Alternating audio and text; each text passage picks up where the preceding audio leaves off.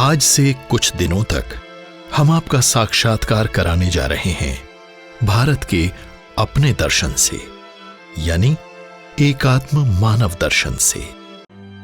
भारतीय संस्कृति के विभिन्न आयामों का कुल जोड़ है एकात्म मानव दर्शन।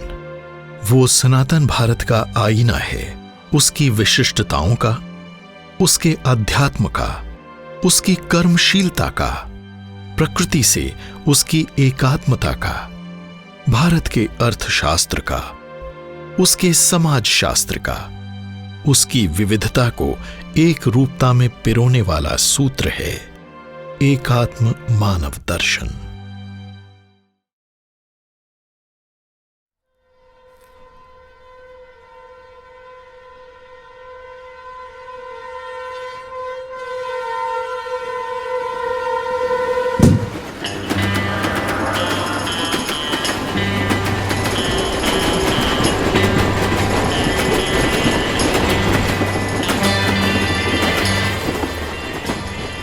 फरवरी 1968 की वो काली स्याह रात, सियालदा एक्सप्रेस लखनऊ पटना के बीच दौड़ी चली जा रही थी। उसके फर्स्ट क्लास के बी कैबिन से एक यात्री उतर चुका था।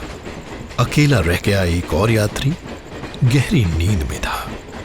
कुछ आगे जाकर उसे शायद चिर निद्रा में भेज दिया गया था। अगली सुबह यानी 11 फरवरी को भोर में ही मुगल सराय स्टेशन के पास पिलर संख्या 1276 के पास एक शव पड़ा हुआ था। रेलगाड़ियों की आवाजाही लगी हुई थी। आसपास शोर शराबा था। पटरियों पर गड़गड़ाहट की आवाज थी। 2 रेलवे कर्मचारियों की नजर पड़ी तो वो उस शव को उठाकर प्लेटफॉर्म पर ले आए। भीड़ लग गई थी। एक अनजान व्यक्ति, तभी पास से गुजरते एक युवक की निगाह उस शव पर पड़ी। वो चीख उठा, अरे ये तो अपने पंडित जी हैं, दीनदयाल जी। हे भगवान! ऐसा कहते हुए वो टेलीफोन बूथ की ओर दौड़ा। हांफते हुए बोला, अरे जल्दी आओ, अपने दीनदयाल जी का शव प्लेटफॉर्म पर पड़ा हुआ है। शव के चारों ओर भीड़ लगने लगी थी। दीनदयाल जी सचमुच नहीं रहे थे। आज भी उनकी मृत्यु का रहस्य यूं ही बना हुआ है। एक थ्योरी यह भी दी गई कि उन्हें किसी ने धक्का दे दिया, पर यह कोई नहीं मानने को तैयार कि वो चलती गाड़ी से गिर गए। कोई कारण ही नहीं था उनके डिब्बे के दरवाजे पर खड़े होने का।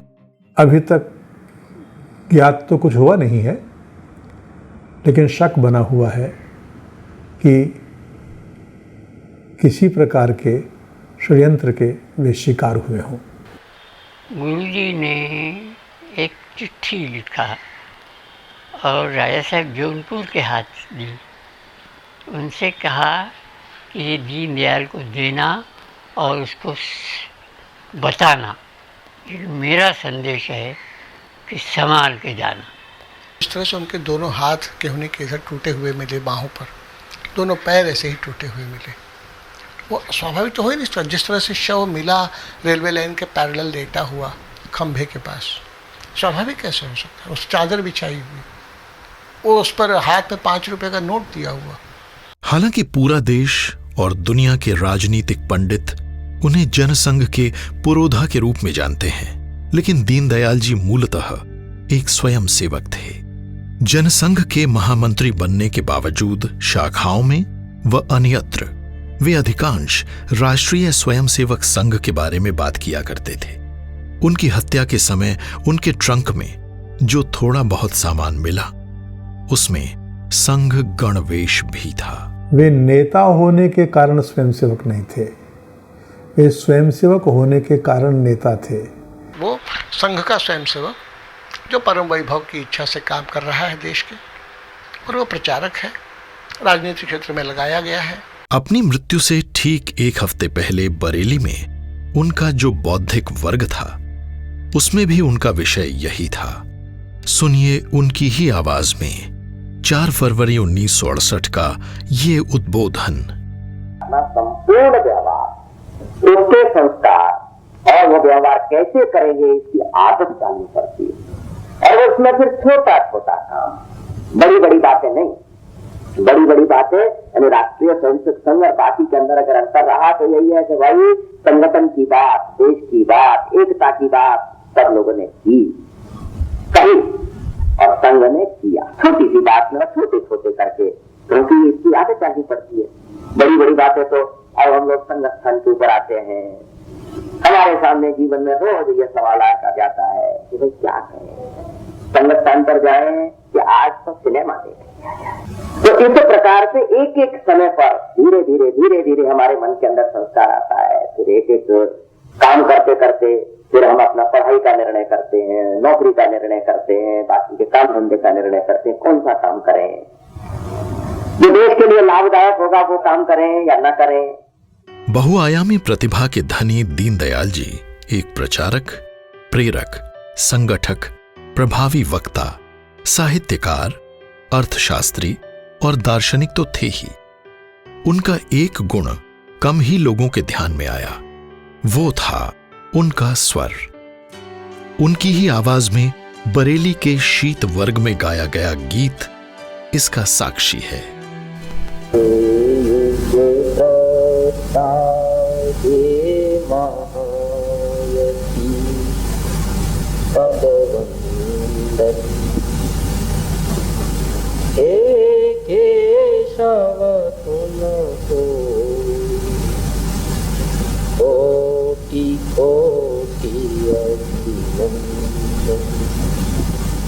हे महातीर के अंशुमा, हे युग परिवर्तक चिरमहान, हे शक्ति पुंज साहस अमोघ पदवंदन, हे केशव तुमको कोटि कोटि अभिनंदन। ये है धाणक्या रेलवे स्टेशन। राजस्थान के इस गांव धाणक्या के लोगों ने कभी सपने में भी नहीं सोचा होगा कि उनके गांव का नाम भारत के इतिहास में दर्ज होगा। लेकिन वास्तव में रेल की इन पटरियों के किनारे से इतिहास ने अपनी एक नई यात्रा शुरू की थी। धाणक्या रेलवे स्टेशन के स्टेशन मास्टर थे पंडित चुन्नीलाल शुक्ल। उनकी पुत्री रामप्यारी का विवाह हुआ था पंडित भगवती प्रसाद उपाध्याय के साथ। कहा जाता है कि उन दिनों की परंपरा के अनुसार रामप्यारी जी अपनी पहली संतान को जन्म देने अपने पिता के घर गईं। अश्विन कृष्ण त्रयोदशी संवत 1973 तदनुसार 25 सितंबर 1916 को रामप्यारी के पहले पुत्र का जन्म अपने नाना के घर यानी गांव धाणक्या में हुआ। बालक का नाम रखा गया दीना, जो आगे चलकर कहलाए दीनदयाल। हाँ, हमारे पिताजी कहा करते थे दीनदयाल जी के बारे में। मेरे पिताजी का नाम श्री नारायण शर्मा था और बाबूजी के बारे के अंदर वही कहते थे कि भाई इसी तरह से वो यहाँ बड़ी लड़की आकर के उनका जापा यहाँ हुआ था और उन्हीं ने नामकरण उन्होंने जो भी कार्य करते हैं उन्होंने करा था। लेकिन अधिक प्रचलित मान्यता के अनुसार उनका जन्म स्थान है नगला चंद्रभान। भगवती प्रसाद जी मथुरा जिले के नगला चंद्रभान के निवासी थे। वो मथुरा के पास जलेसर रोड स्टेशन पर असिस्टेंट स्टेशन मास्टर थे। यही है दीनदयाल जी का पैतृक निवास। इसे ही उनके जन्म स्थान का दर्जा दिया गया। मान्यता भी इसे ही मिली। उनका नाम संस्कार के लिए कन्हैया लाल पंडित जी, जो मिसुर कहते थे, मिसुर चटसार बारी, उन्होंने उनका नाम संस्कार किया। ये कहना मुश्किल है कि ये जीवन की यात्रा का आरंभ था या जीवन के कष्टों की यात्रा का। वो अपने पैतृक गांव में कम ही रह पाए। पहले गंगापुर में अपने मामा के घर और फिर कोटा होते हुए 9वीं कक्षा पास करने के बाद आगे की शिक्षा के लिए दीनदयाल जी राजगढ़ से सीकर आ गए। दीनदयाल उपाध्याय ने सीकर के कल्याण हाई स्कूल से मैट्रिक की परीक्षा दी। बीमारी के बावजूद न केवल अजमेर बोर्ड में वो प्रथम रहकर उत्तीर्ण हुए, बल्कि कई विषयों में उन्होंने नए रिकॉर्ड भी बनाए। पंडित दीनदयाल जी उपाध्याय यहाँ के स्टूडेंट रहे हैं। हमने कई बार उनकी जयंती भी मनाई है। बोर्ड में भी उन्होंने गोल्ड मेडलिस्ट प्राप्त किया था। उनकी रेखा गणित की उत्तर पुस्तिका कई वर्षों तक नमूने के रूप में रखी गई, जिससे बाकी छात्र प्रेरणा ले सकें। उन्हें बोर्ड ने भी स्वर्ण पदक दिया और विद्यालय ने भी। इसके 2 वर्ष बाद उन्होंने पिलानी के बिरला कॉलेज से इंटर की परीक्षा प्रथम श्रेणी में उत्तीर्ण की।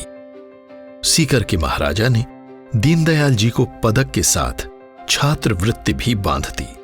दीनदयाल जी अपने विद्यार्थी काल में एक अग्रणी विद्यार्थी के रूप में, स्वर्ण पदक पाने वाले विद्यार्थी के रूप में हमें दिखाई देते हैं। ये है सनातन धर्म कॉलेज कानपुर। न जाने कितने प्रतिभाशाली छात्रों को गढ़ा होगा इस कॉलेज ने। दीनदयाल जी ने भी बीए करने के लिए इसी कॉलेज में प्रवेश लिया था। ये है लाला हरदत्त राय छात्रावास। दूर दूर से छात्र आते थे यहां रहकर पढ़ने। इसके कमरा नंबर 40 में रहता था एक मेधावी छात्र, लगनशील, चुपचाप रहने वाला, बस पढ़ाई से मतलब। नाम था दीनदयाल। दीनदयाल जी यहाँ 1937 में बीए के छात्र के रूप में आए और सन 1939 तक रहे। यहाँ से बीए प्रथम श्रेणी में उत्तीर्ण किया और इसी छात्रावास के 40 नंबर कमरे में वो रहे। बड़े मेधावी छात्र थे। जो विषय यहां पढ़ाए जाते थे उनका मन लगाकर अध्ययन किया, लेकिन दीनदयाल जी ने यहां वो शिक्षा और दीक्षा भी ली जो इस कॉलेज के पाठ्यक्रम का हिस्सा नहीं थी। यहीं उनका संपर्क श्री सुंदर सिंह भंडारी, श्री बलवंत जैसे लोगों से हुआ। दीनदयाल जी के लिए ये दुखों के साए से बाहर निकलकर राष्ट्र की समग्रता को देखने का अवसर था। जिन विद्यार्थियों को 0 अंक किसी भी विषय में मिलते थे, दीनदयाल जी उनको वो विषय पढ़ाते थे और पढ़ा करके उनके स्तर को अच्छे विद्यार्थियों के बराबर ले आते थे। तो ऐसा लगता है कि दीनदयाल जी की दृष्टि में प्रारंभ से ही समाज के सबसे पिछड़े हुए व्यक्ति को ऊपर उठाने की उनके मन में ललक थी, लालसा थी। बीए करने के बाद दीनदयाल जी एमए करने के लिए आगरा चले गए। यहां वे श्री नानाजी देशमुख और श्री भाऊराव जुगादे के साथ राष्ट्रीय स्वयंसेवक संघ की गतिविधियों में हिस्सा लेने लगे। सह प्रांत प्रचारक बन गए थे उत्तर प्रदेश के। मानी भाऊराव हमारे प्रांत प्रचारक थे उस समय। हम सबका संपर्क आया तो नानाजी के कारण। जब बौद्धिक होता था तो उस समय ये आधुनिक यंत्र तो कोई थे नहीं, 4 लोग बैठते थे, हर एक के पास कागज, 2-4 शब्द इन्होंने लिखा, 2-4 शब्द इन्होंने लिखा, 2-4 शब्द इन्होंने, उसको टिक सिस्टम कहते थे। ऐसे सारा का सारा, लेकिन बड़ा कुशलता के साथ और रात को सारा का सारा बौद्धिक की समरी हम सबके सामने रोज लिखते। उनमें समाज जीवन के अंकुर फूट चुके थे। सरकारी नौकरी की पेशकश छोड़कर वो राष्ट्रीय स्वयंसेवक संघ में प्रचारक निकल चुके थे। देश के लिए जीवन उनका मूल धर्म बन चुका था। उनके मामा को लगा था कि अब भांजा पढ़ लिख गया है, परिवार के लिए कुछ करेगा। लेकिन दीनदयाल उपाध्याय का परिवार तो बहुत विशाल था, करोड़ों लोगों से भरपूर। अपने संकल्प के बारे में उन्होंने अपने मामा जी को जो पत्र लिखा, उसकी वानगी देखिए। राष्ट्र के प्रति समर्पण की जिद नजर आती है। जब किसी मनुष्य के किसी अंग को लकवा मार जाता है तो वो चेतना शून्य हो जाता है। इसी भांति हमारे समाज को भी लकवा मार गया है। उसको कोई कितना भी कष्ट क्यों ना दे, पर महसूस ही नहीं होता। हर एक तभी महसूस करता है जब चोट उसके सिर पर आकर पड़ती है। हमारे पतन का कारण हम में संगठन की कमी ही है। बाकी बुराइयां, अशिक्षा आदि तो पतित अवस्था के लक्षण मात्र ही हैं। इसलिए संगठन करना ही संघ का ध्येय है। इसके अतिरिक्त और ये कुछ भी नहीं करना चाहता। परमात्मा ने हम लोगों को सब प्रकार से समर्थ बनाया है। क्या फिर हम अपने में से एक को भी देश के लिए नहीं दे सकते हैं? आपने मुझे शिक्षा दीक्षा देकर सब प्रकार से योग्य बनाया। क्या अब मुझे समाज के लिए नहीं दे सकते हैं? जिस समाज के हम उतने ही ऋणी हैं। ये तो एक प्रकार से त्याग भी नहीं है, विनियोग है। समाज रूपी भूमि में खाद देना है। फिर उन्होंने कभी पीछे मुड़कर नहीं देखा। परिवार बढ़ता जा रहा था। सन 41 के या 42 के समय में लखनऊ किसी में ये 4 लोग आए। भैया जी सहस्त्रबुद्धे, राजा इंदौरकर, माधव, ये सुंदर सिंह भंडारी, ये लोग आए। और 41 के बाद भौरव जी ने मुझे कहा ये दीनदयाल है, उसको ले जा अपने साथ। मैं ले गया। देश स्वतंत्र हो चुका था, लेकिन समाज संगठित नहीं था। देश में कई व्याधियां पैदा हो रही थीं, पर दीनदयाल तो अपनी धुन के पक्के थे। जमीन पर रिलीफ में हम भारत का मानचित्र बनाते, सीमाएं बनाते। अखंड का मानचित्र तो मिट्टी से बना डाला गया था, लेकिन बीच में पता नहीं कहाँ से दिमाग में फतूर आया और छोटी छोटी झंडियों से पाकिस्तान और बांग्लादेश की सीमाएं अलग करना चला था। तब तक कहीं से आ गए दीनदयाल जी। उन्होंने कहा क्या कर रहा है रे? हमने कहा ये लोगों को पता लगे कि कितना देश बट गया है, ये मत बताया कर। जितनी पौरुष की शक्ति होगी उतना बड़ा ले जाएगा। भारतवर्ष की सीमाएं कितना बड़ा होगा उसका क्या कल्पना आज भी कर रहा, उसको बांधो मत। अब दीनदयाल जी की भूमिका बदल चुकी थी। अब चुनौती थी राष्ट्र के पुनर्निर्माण की।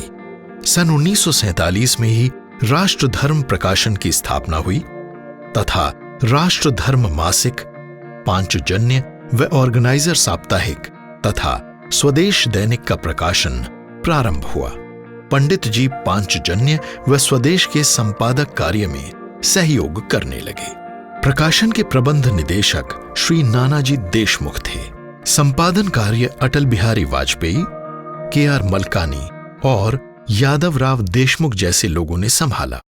ऐसा विचित्र मैनेजिंग डायरेक्टर जो कंपोजिंग भी करता था, प्रिंटिंग भी करता था।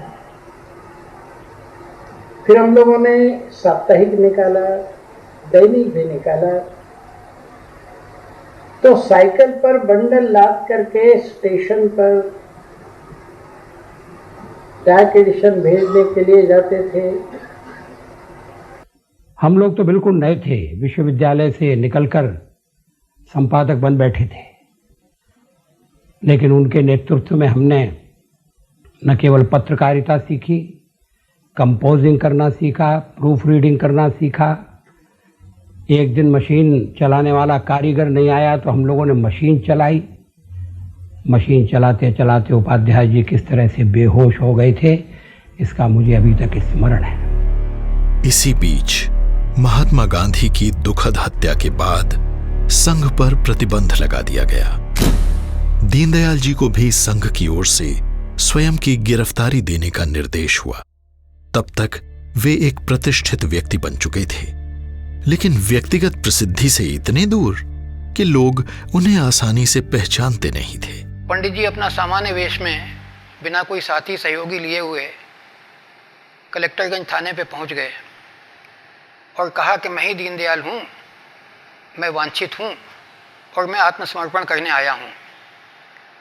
पुलिस के अधिकारियों को विश्वास नहीं हुआ कि बिना साथी सहयोगी के अकेला एक आदमी धोती कुर्ता पहने हुए, सामान्य सा दिखने वाला और अपने आप को दीनदयाल कह रहा है। तो अत्यंत जोर से गुस्से से नाराज होकर उसने कहा कि जाओ जाओ, तुम्हारे जैसे दीनदयाल यहाँ में कोई नहीं आते, बहुत सारे आते रहते हैं, तुम दीनदयाल हो ही नहीं सकते हो। अपने सार्वजनिक जीवन में उनकी सादगी व सरलता मानो एक किंवदंती बन गई थी। इसका कार्यकर्ताओं पर भी बड़ा असर पड़ता था। वैचारिक दृष्टि से ही नहीं, आचार व्यवहार में भी कार्यकर्ता उनसे बहुत कुछ सीखते थे। ट्रेन में जा रहे थे तो रेडियो, ट्रांजिस्टर रेडियो, उस समय उसका लाइसेंस हुआ करता था, रिन्यू करना पड़ता था। तो सुनते सुनते उनका वो समय समाप्त हो गया लाइसेंस का, तो उन्होंने बंद कर दिया और सामने वाले सज्जन को कहा कि आपका रेडियो ज़रा शुरू कीजिए, मुझे समाचार सुनने। उसने कहा महाराज अभी आप अपना ट्रांजिस्टर खोल के सुन रहे थे। तो उन्होंने कहा कि इसका लाइसेंस समाप्त हो गया, तो ऐसे करूँगा मैं तो चोरी होगी, तो इसलिए आपका है और है तो फिर शुरू कीजिए, तो मैं समाचार सुन लूँगा। इस प्रकार की पारदर्शिता आचरण में, जैसा विचार है वैसा आचरण। गंभीर से गंभीर विषय भी वे सहजता से अपनी दैनिक व नियमित गतिविधियों के बीच ही निपटा दिया करते थे। दीनदयाल जी उन दिनों कैसर बाग में भारतीय जनसंघ के दफ्तर के ऊपर रहते थे। जब मैं उनसे मिलने गया तो वो कपड़ा छांट रहे थे, एक बाथरूम में कुर्ता पैजामा छांट रहे थे। मैंने उनको बताया कि मुझको डॉक्टर लोहिया ने आपके पास भेजा है, कहलवाया। तो उन्होंने कहा यहीं बुला लो। तो कपड़ा छांटते रहे और मुझसे बात करते रहे। शायद उनकी इसी विशेषता के कारण उन्हें राजनीतिक क्षेत्र का दायित्व सौंपा गया।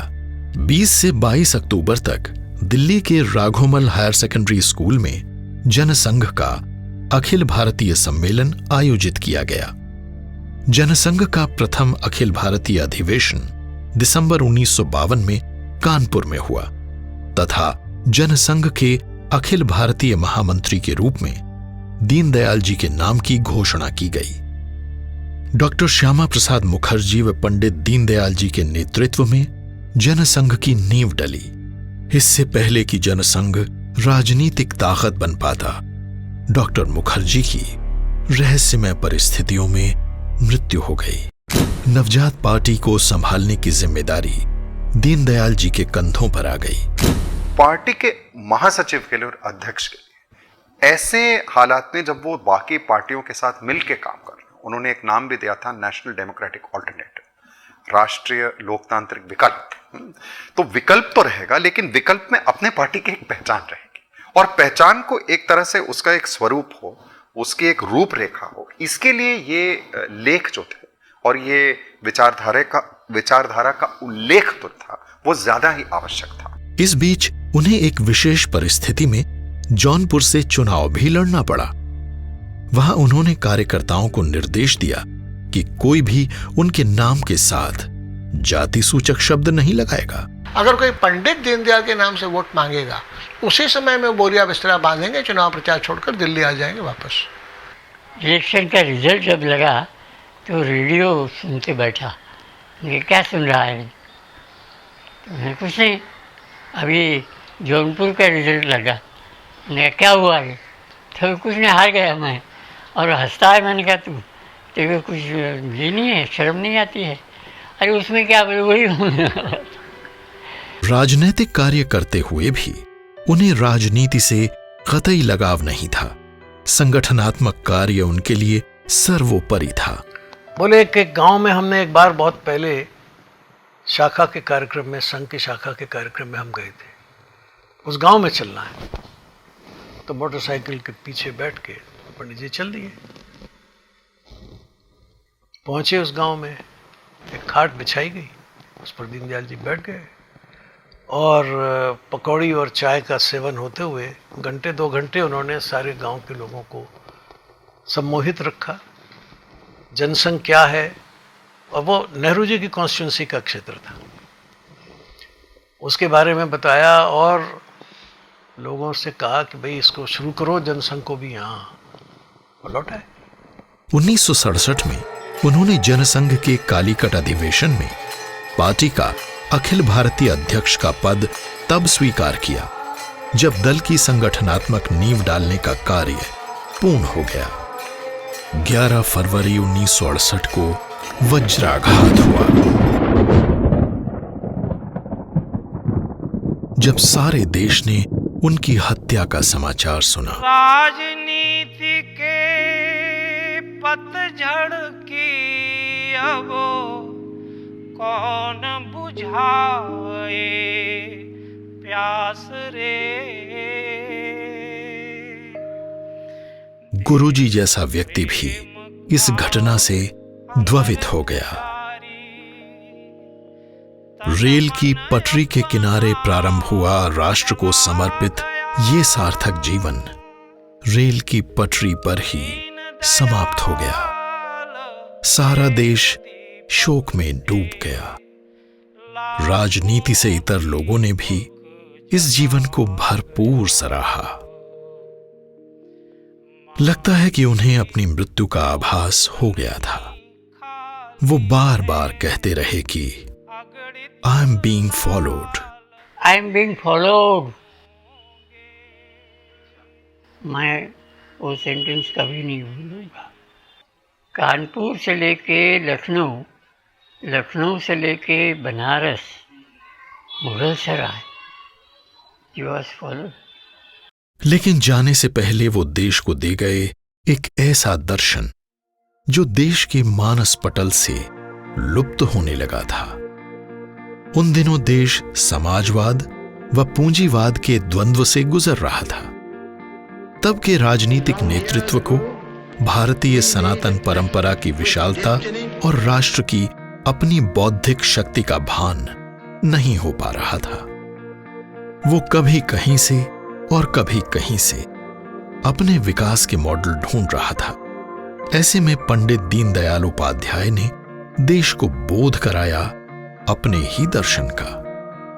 बस आईना ही तो दिखाना था। उसी में से अंकुरित हुआ एकात्म मानव दर्शन। इस अंकुर के वट वृक्ष बनने की यात्रा अभी जारी रहेगी। देश को अंधेरे से उजाले की ओर ले जाने के संकल्प की यात्रा।